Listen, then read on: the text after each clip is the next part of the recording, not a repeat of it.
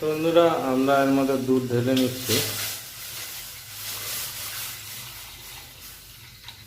আমরা উপর থেকে চিনি দিয়ে নিচ্ছি দুধের মধ্যে। চিনি দিয়ে এটাকে জাল দিয়ে নিব। আমরা উপর থেকে দিয়ে নিচ্ছি খেজুর গুড়। আমরা খেজুর গুড় দিয়ে বানাবো। খেজুর গুড়টা দিয়ে নিলাম।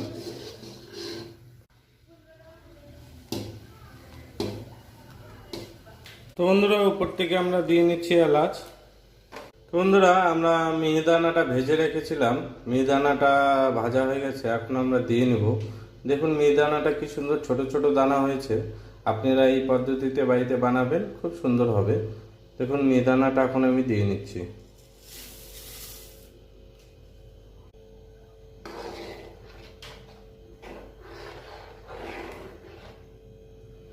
এবার এটা আমরা ঢেকে রেখে দেব।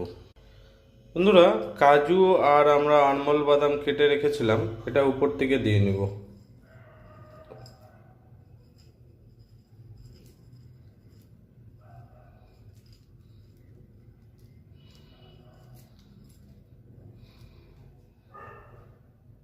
তো বন্ধুরা, আমাদের বাদামটা আমরা দিয়ে নিলাম। আমাদের রেসিপিটা রেডি হয়ে গেছে। আমরা রেখে দেবো 10 মিনিটের জন্য ঠান্ডা করার জন্য। এটা ঠান্ডা হয়ে গেলে আমরা সার্ভ করব। তো বন্ধুরা, দেখুন আমাদের রেসিপি রেডি হয়ে গেছে। তো বন্ধুরা, আমাদের মিহিদানা দেখুন রেডি হয়ে গেছে। খুব সুন্দর হয়েছে মিহিদানাটা। আপনারা এই পদ্ধতিতে বাড়িতে বানাবেন, খুব সুন্দর লাগবে খেতে। দেখুন কি সুন্দর হয়েছে।